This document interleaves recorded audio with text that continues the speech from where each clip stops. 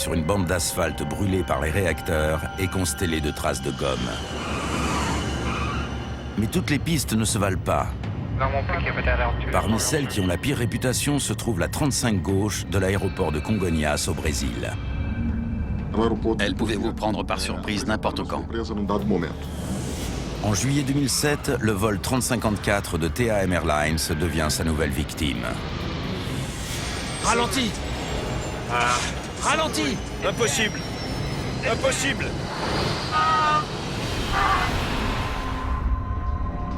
Après avoir tué 199 personnes, la piste et son historique sont analysés sous toutes les coutures. Les enquêteurs doivent découvrir pourquoi elle est aussi dangereuse 35 gauche.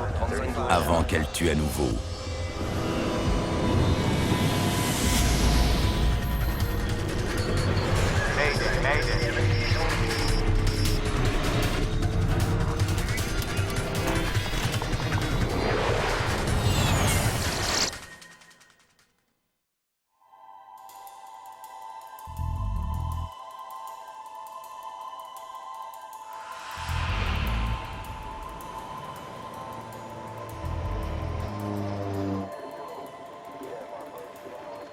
Une pluie battante s'abat sur la plus grande ville du Brésil. En plein hiver à Sao Paulo, un tel déluge n'a rien d'inhabituel. Mais il perturbe le trafic à destination et au départ de Congonhas. À 800 km de là, le vol TAM Airlines 3054 arrive d'une ville du sud du pays, Porto Alegre. L'Airbus A320 doit se poser à Sao Paulo après 90 minutes de trajet.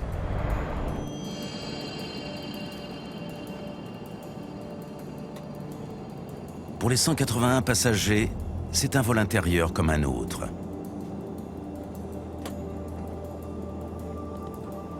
Mais il prend une tournure particulière pour le commandant Henrique Stefanini di Sacco. Son copilote Kleiber Lima et lui viennent d'apprendre que les précipitations ont conduit à la fermeture de la piste 35 gauche, la principale de l'aéroport de Sao Paulo. On sait quand elle rouvre? Non. Alors préparons un dégagement. Mesdames et messieurs, la météo risque de nous empêcher d'atterrir à Congonhas comme prévu. Je vous tiendrai informé.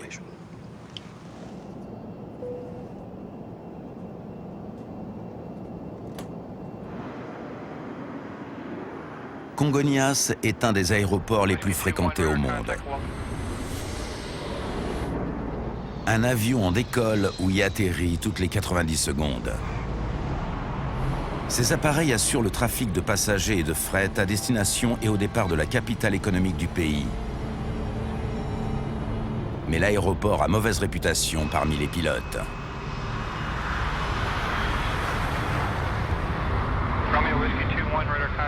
Congonhas est au cœur de la ville, cerné de tous côtés par des immeubles d'habitation, des bureaux et des rues.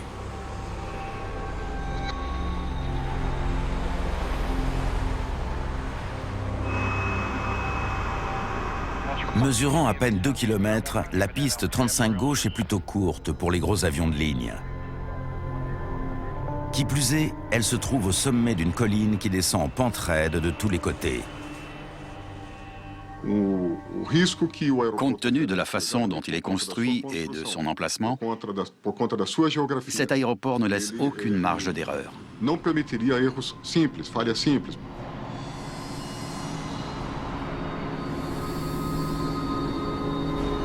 Carlos Camacho s'occupe de la sécurité pour le syndicat national des pilotes. Quand on s'approche de la piste, on a des sueurs froides.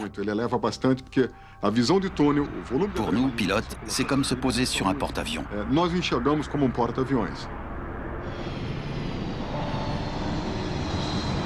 C'est ce qui fait de Congonhas un des aéroports les plus traîtres du monde.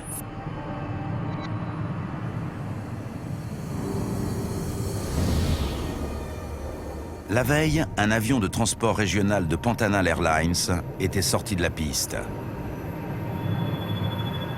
Et quelques mois plus tôt, une catastrophe avait été évitée de justesse lorsqu'un Boeing 737 avait dérapé avant de s'arrêter au bord du talus escarpé de l'extrémité de la 35 gauche.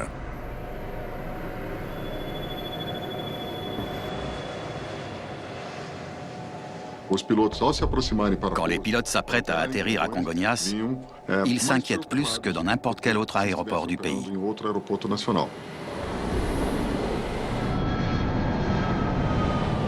Le vol 3054 est à son altitude de croisière lorsque l'équipage apprend que la 35 gauche est de nouveau disponible. La 35 gauche est la piste en service. Inutile de chercher un terrain de dégagement. Mesdames et messieurs, ici votre commandant de bord. Bonne nouvelle. La piste de Congonhas a rouvert. Nous arriverons donc à l'horaire prévu, peu avant 19h. Si les passagers sont soulagés, ce n'est pas le cas d'Enrique Stefanini qui a un autre problème. On n'a qu'un inverseur. Je sais. Le gauche. Le commandant va devoir se poser sur un des aéroports les plus difficiles à négocier en n'ayant pas toute la puissance de freinage. Car un des inverseurs de poussée ne fonctionne pas. Ce mécanisme est conçu pour ralentir l'avion une fois à terre en orientant la poussée des moteurs vers l'avant. Si j'avais été le pilote ce jour-là, j'aurais été très inquiet de savoir qu'un de mes inverseurs était en rideau. 3054 autorisé à atterrir 35 gauche. Enrique Stefanini va se poser sur la piste que tout le monde redoute. Piste mouillée et glissante. Vent du 330 à 8 nœuds. L'équipage a été averti que les conditions d'adhérence sur la 35 gauche étaient mauvaises. L'Airbus fait son approche finale. Même si le pilote automatique peut conduire l'avion jusqu'à la piste, Enrique Stefanini décide de prendre les commandes. Train sorti, je prends les commandes. Il veut toucher le sol le plus près possible du seuil de piste pour profiter du moindre centimètre pour s'arrêter. 35 gauche, 35 gauche. La difficulté pour les pilotes, c'était d'être sûr de pouvoir arrêter leur avion avant d'arriver en bout de piste. Les passagers savent simplement qu'ils sont sur le point d'atterrir.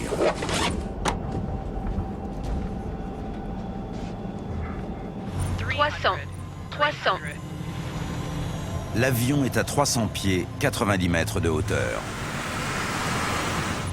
L'Airbus est aligné sur le centre de la piste. Middle. Les conditions de piste. 200.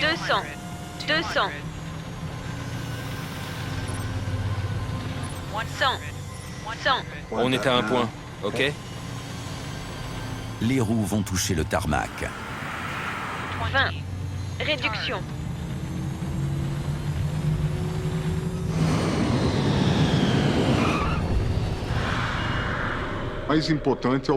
Lorsque l'avion touche le sol, les inquiétudes des pilotes à propos de l'atterrissage ne font que commencer. Le commandant actionne l'unique inverseur en état de fonctionner. Le pilote devait actionner immédiatement l'inverseur encore utilisable pour commencer le plus tôt possible à ralentir. Mais l'avion ne décélère pas. Inverseur sur le 1 seulement. À cette vitesse, l'avion va parcourir les 1945 mètres de la piste en moins de 30 secondes.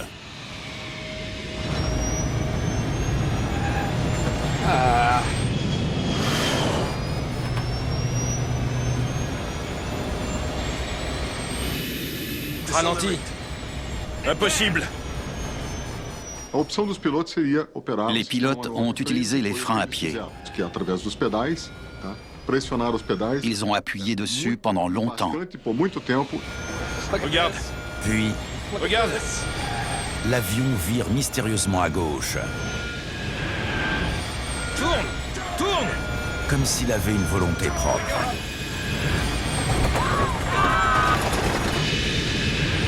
Mon Dieu! Mon Dieu!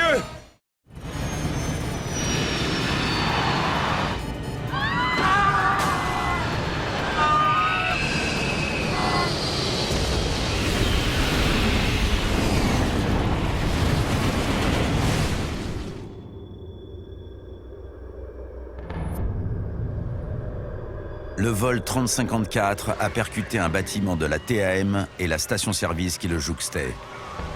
Près de 200 pompiers interviennent. La température du brasier avoisine les 1000 degrés.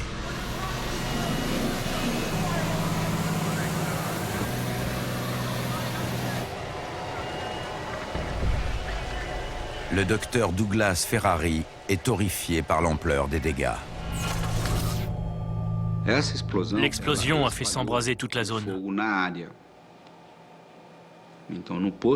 Le feu a pris dans la station-service, tuant les clients qui étaient venus faire le plein. Le bâtiment a entièrement pris feu. On ne reconnaissait rien. Il est venu porter secours aux blessés, mais commence à se dire qu'il n'y en a peut-être pas. Il y avait 3-4 voitures en flammes. Et dans un de ces véhicules, j'ai vu une maman avec son enfant mort.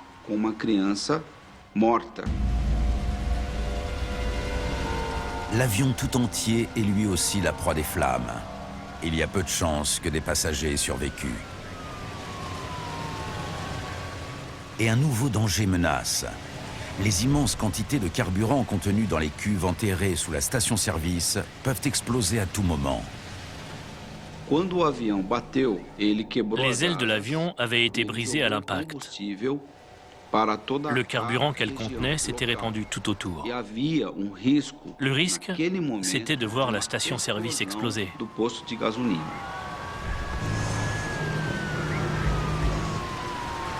Les sauveteurs espèrent pouvoir secourir quelques survivants à l'intérieur du bâtiment de la TAM, mais l'incendie étant loin d'être circonscrit, ils vont devoir intervenir à leur risque et péril.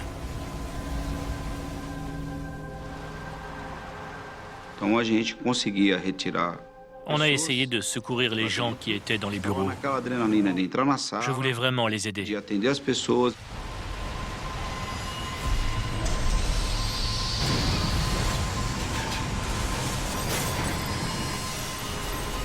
Mais à l'intérieur, le médecin fait une découverte macabre.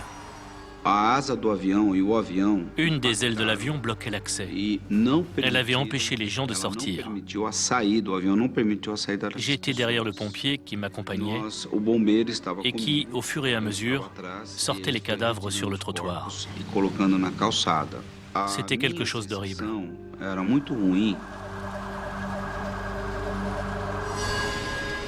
En revanche, les secours interviennent auprès d'employés de bureau dans une autre partie du bâtiment.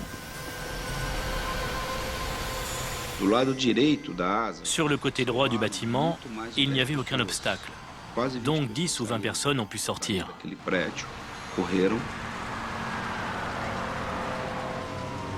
À bord de l'Airbus, il n'y a aucun survivant.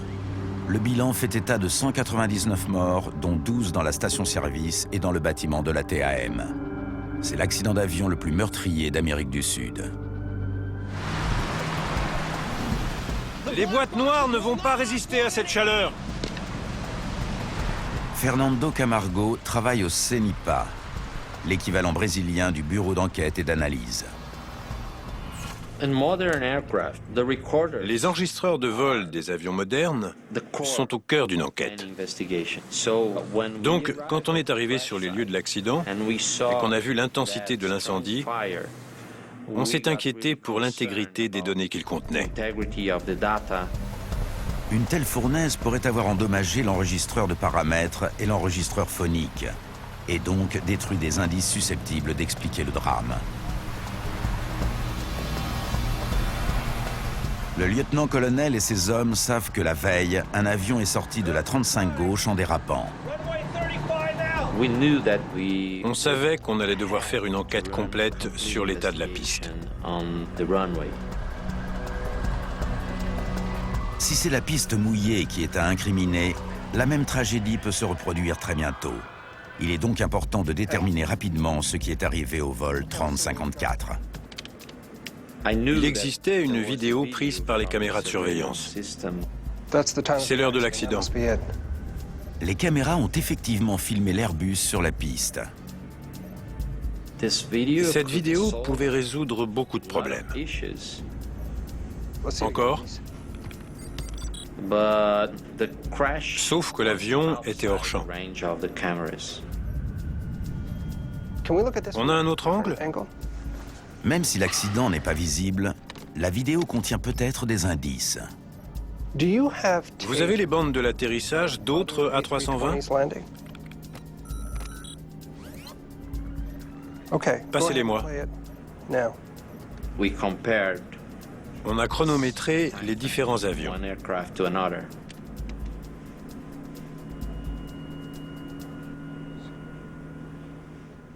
« 9 secondes. Pour un atterrissage normal, l'avion traversait le champ de la caméra en 9 secondes environ. Et l'avion accidenté? Il est passé en 3 secondes. 3 secondes? Ça nous a un peu surpris.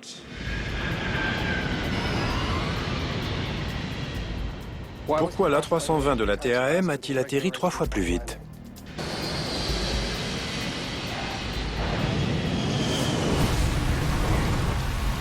Quatre heures après l'accident, les soldats du feu luttent toujours contre les flammes. L'incendie était très violent. Il y avait beaucoup de carburant pour l'alimenter. Fernando Camargo insiste pour qu'on dégage la queue afin d'avoir accès aux boîtes noires.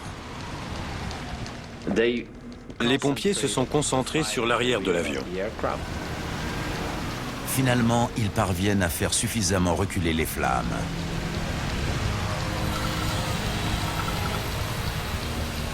Mais il est peut-être trop tard pour les enregistreurs.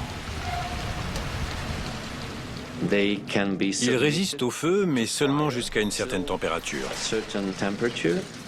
Au-delà, rien ne dit que les données puissent rester intactes.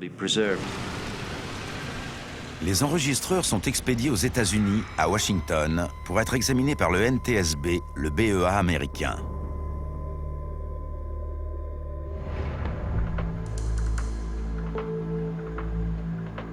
Les enquêteurs s'intéressent à la tristement célèbre piste 35 gauche. Ils examinent la surface en quête d'indices qui pourraient expliquer pourquoi l'A320 est devenue à ce point incontrôlable. On a parcouru la piste en cherchant des indices, des traces, l'endroit où l'avion était sorti de la piste.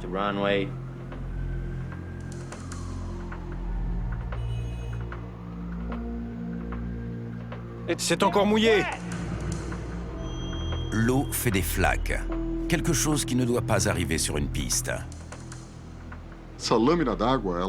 Lorsque cette eau entre en contact avec les pneus du train d'atterrissage, ça peut provoquer de l'hydroplanage. Et si ça arrive, le pilote ne contrôle plus ou presque plus son avion.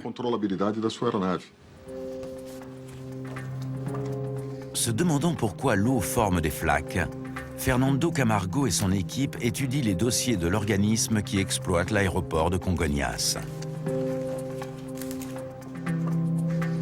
Ils découvrent que le revêtement de la piste 35 gauche a été refait un mois seulement avant l'accident.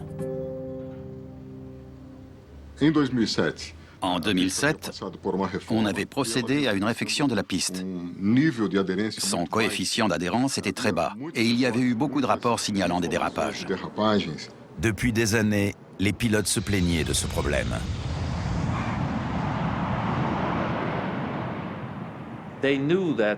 La chaussée devait être refaite.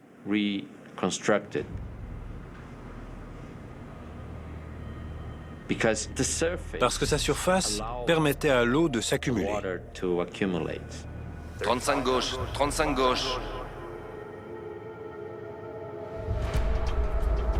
La piste avait été refaite pour résoudre le problème des flaques. Elle avait été rouverte quelques semaines avant le drame et le nouveau revêtement semblait nettement plus efficace. L'aéroport avait connu un mois de temps sec et il n'y avait eu aucun problème. Mais 3 jours avant le drame, c'est le déluge.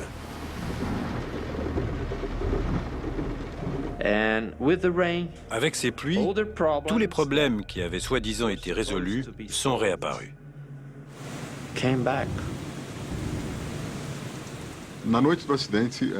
Le soir de l'accident, le principal problème restait l'eau.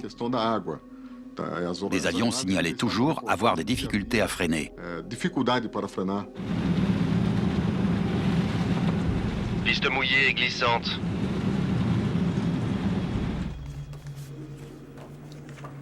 En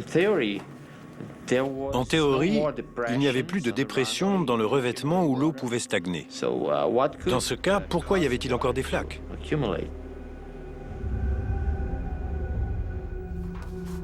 Il s'avère que la réfection n'a pas été terminée. Le rainurage devait être fait plus tard. Tu m'étonnes que c'était mouillé.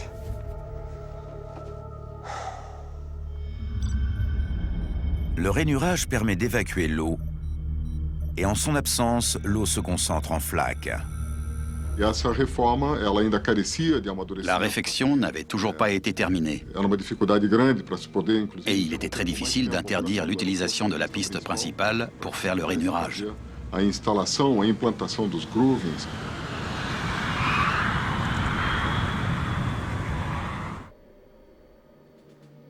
Tout semble accuser le revêtement de la piste 35 gauche qui aurait joué un rôle déterminant lors du plus grave accident aérien de l'histoire du Brésil. Et Fernando Camargo s'inquiète de voir les pluies torrentielles de la saison provoquer des drames similaires. Peu après l'accident, on a recommandé que tous les vols réguliers soient suspendus en cas de pluie. L'exploitant de l'aéroport obtempère et ferme la 35 gauche jusqu'à ce que la lumière soit faite sur l'accident. Mais la piste principale d'un aéroport aussi fréquenté ne pouvant pas rester fermée longtemps, les enquêteurs doivent déterminer la cause du drame le plus vite possible. Ils se concentrent alors sur les inverseurs de poussée.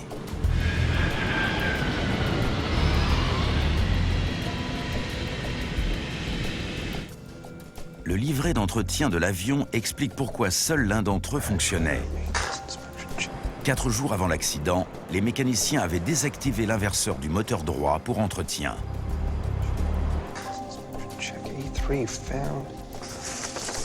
Et l'avion avait ensuite volé sans rencontrer le moindre problème pendant 4 jours. Il avait non seulement atterri à plusieurs reprises avec un seul inverseur, mais il s'était même déjà posé sans encombre sur la 35 gauche.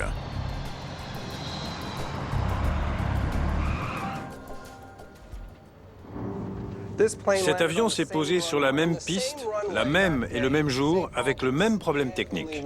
Il n'avait qu'un inverseur, et il n'y avait eu aucun problème. Alors pourquoi le dernier atterrissage a-t-il viré au drame ?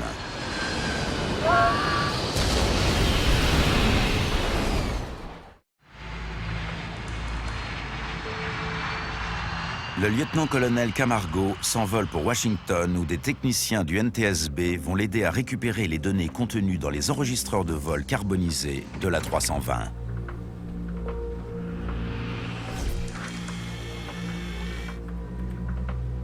Ils examinent d'abord une puce thermosensible qui indique l'intensité de la chaleur à l'intérieur du boîtier. Il y a un indicateur qui change de couleur s'il a été exposé à une température dépassant celle à laquelle il peut résister. Bien que les boîtes noires soient conçues pour supporter une fournaise d'environ 1000 degrés, l'aspect de la puce laisse craindre le pire. Ce circuit imprimé avait enduré une chaleur excédant sa résistance. Les techniciens font des tests pour voir si une partie de la mémoire est exploitable. Sans les données des enregistreurs, l'enquête sera bien plus compliquée. Et Fernando Camargo ne saura peut-être jamais pourquoi 199 personnes ont trouvé la mort à Congonhas. Mais il y a une lueur d'espoir. C'est bon. Heureusement, tout fonctionnait. On a pu récupérer 100% des données. On y va. Elles décrivent le comportement de l'avion Vitesse OK. dans les secondes qui ont précédé l'accident. Descente OK. Les freins étaient enclenchés. Les freins à pied fonctionnaient normalement et l'A320 n'a ni dérapé ni glissé. Ici. L'enquêteur découvre alors que les deux moteurs fonctionnaient inexplicablement en sens inverse l'un de l'autre. Moteur 1. L'inverseur du moteur gauche ralentissait l'avion.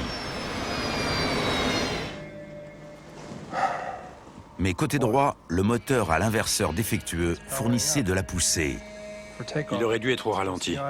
Au lieu de baisser de régime, il accélérait pour atteindre la puissance de montée. Ralenti. Impossible. Ralenti. Impossible. Avec un moteur tournant à plein régime, les pilotes n'avaient aucune chance de s'arrêter à temps. Cet avion freinait. Mon Dieu!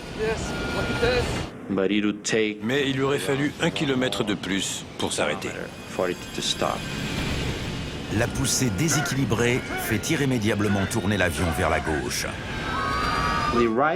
La poussée du moteur droit augmentait. Les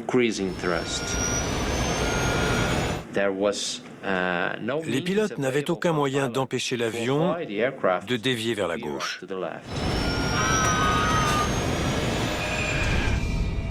Ça pourrait être ça. Le 2 n'aurait pas dû fournir de poussée. Ça explique le virage, non? Qu'est-ce que ça veut dire? Le lieutenant-colonel doit désormais établir pourquoi le moteur droit tournait à plein régime alors qu'il aurait dû être en position inverseur. À l'époque, on a dégagé 2 grands axes d'enquête. Le premier, une défaillance mécanique, et le deuxième, une erreur des pilotes. Deux spécialistes du facteur humain interviennent, la lieutenant-colonel Marcia Fager et la lieutenant Vanessa Diaz. Le pilote s'appelait Enrique Stefanini Di Sacco, 53 ans, de Sao Paulo, 13 654 heures de vol. Le pilote en fonction avait beaucoup d'expérience et il connaissait très bien son avion. Copilote Kleiber Lima, 54 ans, de Porto-Velo, 14 760 heures de vol. Il était suffisamment entraîné pour faire du bon travail, y compris en cas d'urgence. L'équipage a-t-il commis une erreur qui puisse expliquer qu'un moteur ait fonctionné à pleine puissance? Un avion, c'est simple, parce qu'il fonctionne de manière prévisible. Un être humain est nettement plus complexe dans sa façon de penser et d'agir. Et il est bien plus difficile d'analyser son comportement lors d'un accident.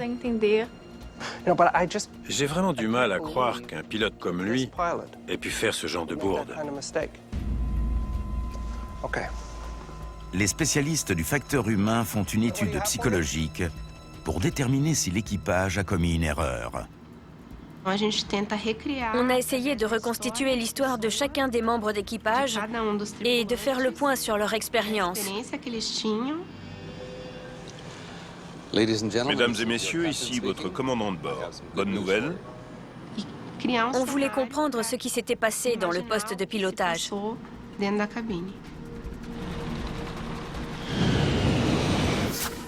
Le lieutenant-colonel Camargo, lui, reste persuadé que l'accident est dû à un problème technique et il s'intéresse au système complexe qui relie les manettes de gaz au moteur pour savoir si une défaillance a conduit au mystérieux pic de puissance. On a étudié chacun des composants des inverseurs en partant de la manette et en allant jusqu'au moteur. Les enquêteurs ne décèlent aucun problème au niveau des moteurs.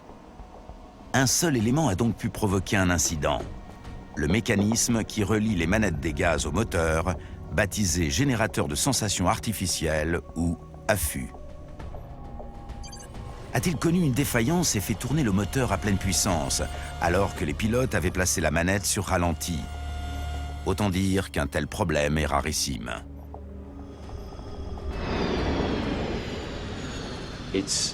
C'est vraiment très peu probable.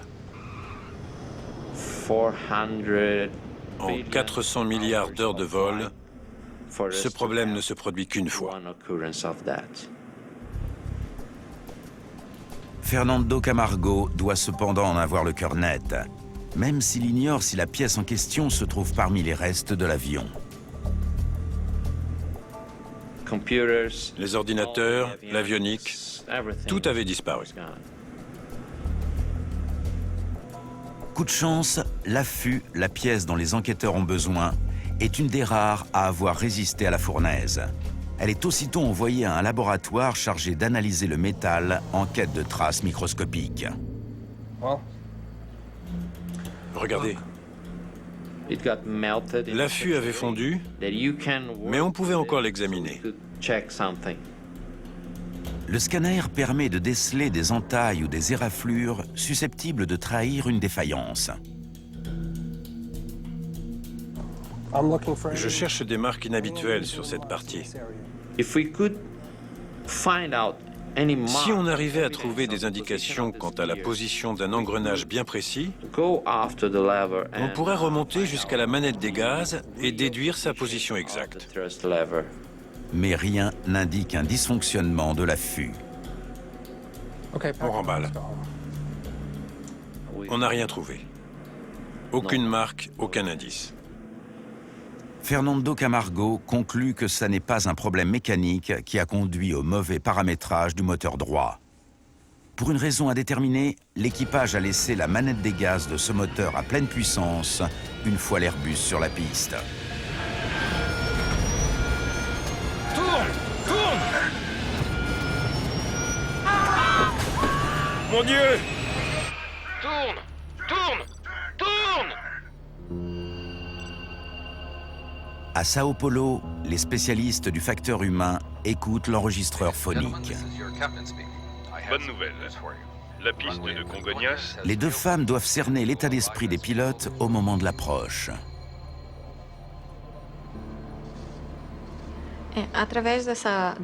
L'enregistreur phonique nous permet de nous faire une idée des relations entre les membres d'équipage. Il apparaît que les conditions de piste inquiétaient le commandant. Renseigne-toi sur la pluie et les conditions de piste. Si ça glisse. TAM en approche finale à 2 nautiques. Quelles sont les conditions? Humide et glissante, 30-54. Humide et glissante. Le pilote est déjà tendu et il apprend que les conditions de piste sont encore pires qu'à l'accoutumée, glissantes et pluvieuses. Le stress peut nuire à la perception et à la concentration d'un pilote.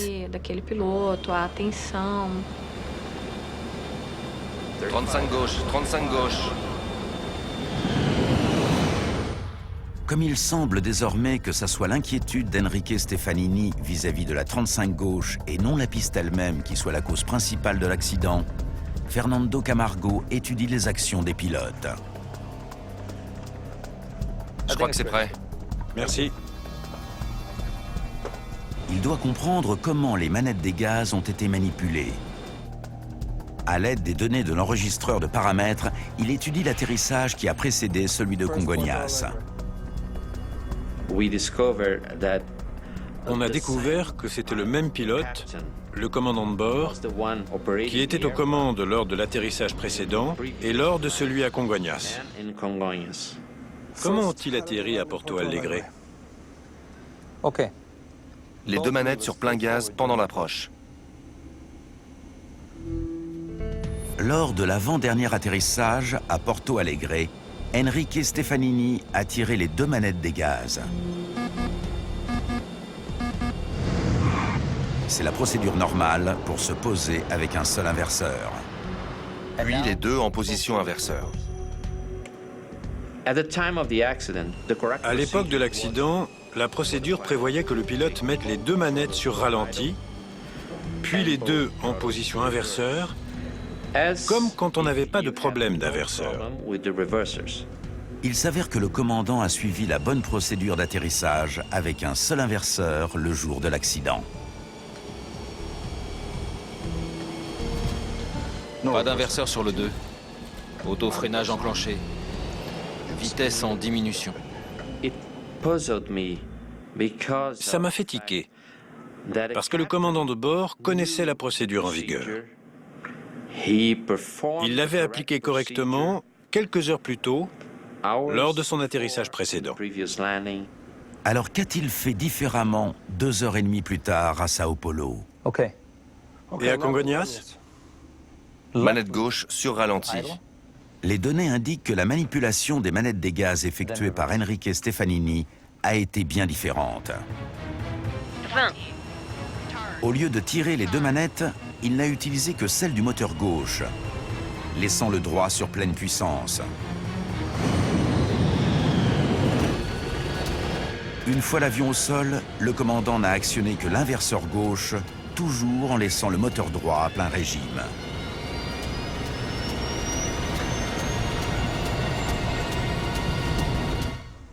C'est très différent. Je ne pige pas. Comment un homme qui connaissait l'avion, qui connaissait la procédure en vigueur, et qui l'avait suivie juste avant, avait-il pu agir différemment? Ça n'a aucun sens. On a besoin de votre aide. Jusqu'à ce que Fernando Camargo sollicite l'aide d'un pilote qui l'éclaire sur le comportement d'Enrique Stefanini d'Issaco. Il existait une procédure plus ancienne et périmée pour atterrir avec un A320 n'ayant plus qu'un seul inverseur de poussée. Montrez-la-moi. Elle commence de la même façon, mais se termine différemment. Cette ancienne procédure indiquait de mettre les deux manettes sur ralenti et de mettre ensuite uniquement la manette correspondant au moteur dont l'inverseur fonctionnait normalement en position inverseur. Mais ce n'est pas ce que le commandant Stefanini a fait. Il a laissé le moteur droit tourner à plein régime au lieu de le mettre sur ralenti. S'il a voulu suivre l'ancienne procédure, il l'a fait de travers.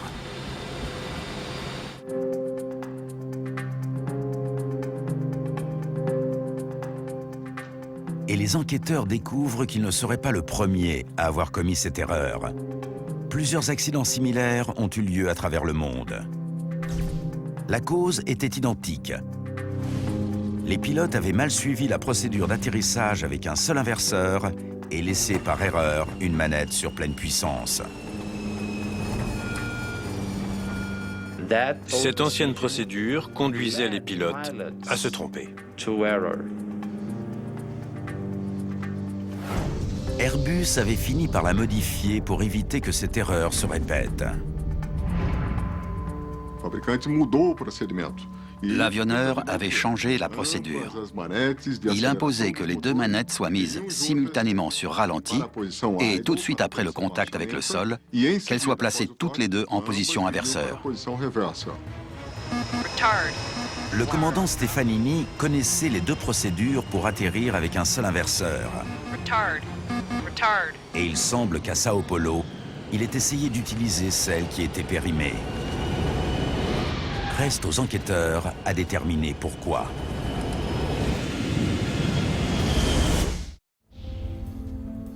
Les spécialistes du CENIPA ignorent toujours pourquoi l'équipage du vol 3054 a laissé un moteur tourner à plein régime après l'atterrissage.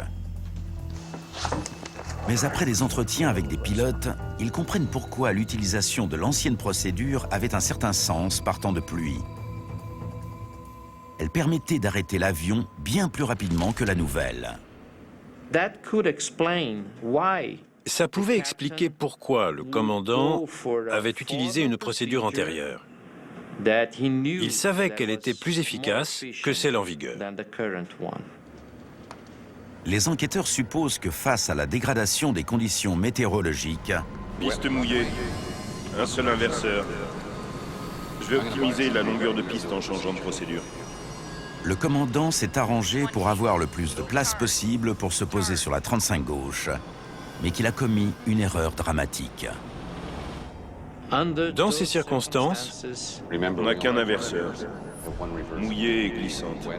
Un inverseur. Je prends les commandes. il est tout à fait compréhensible qu'il ait eu recours à une procédure antérieure, mais que sous la pression, il ait fait une erreur.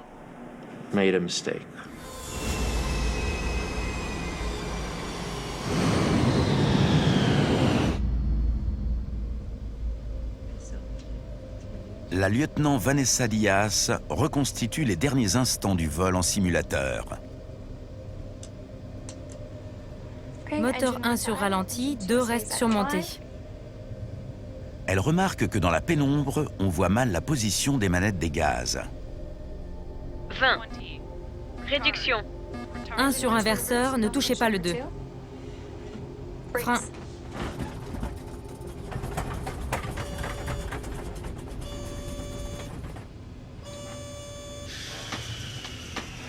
Bon,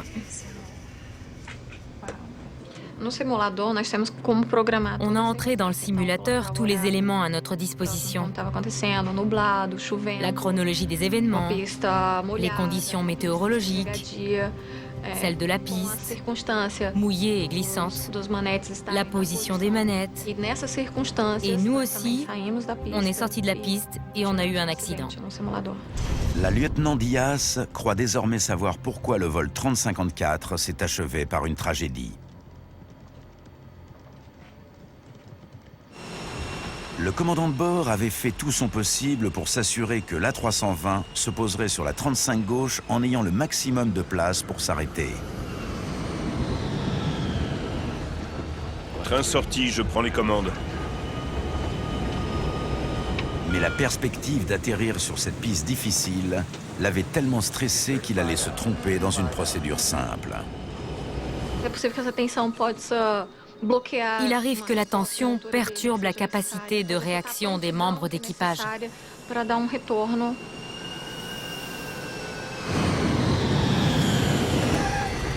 Aucune alarme n'a averti les deux hommes qu'un des moteurs était en train d'accélérer et que l'autre était en position inverseur. Le copilote essayait de comprendre ce qui se passait. Ralenti!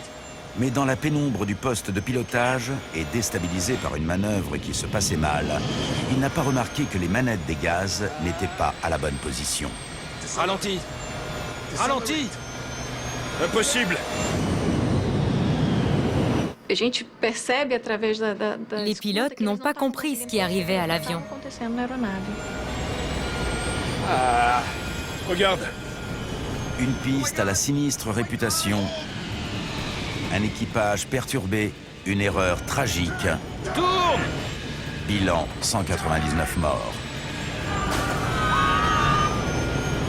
Mon Dieu! Mon Dieu!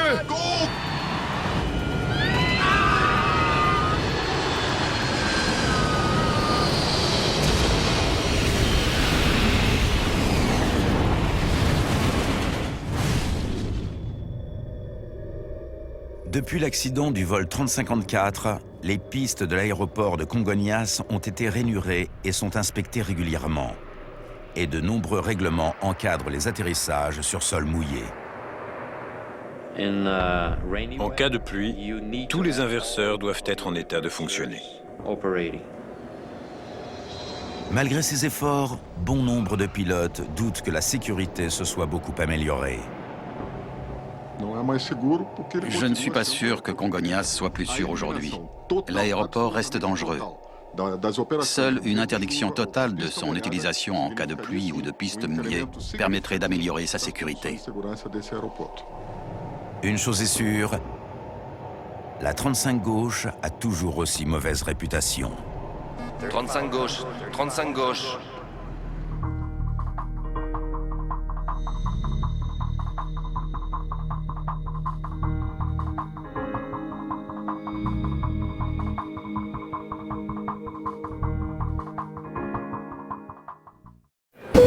Good Life Airways vous remercie de bien vouloir attacher vos ceintures et relever vos tablettes. Atterrissage immédiat.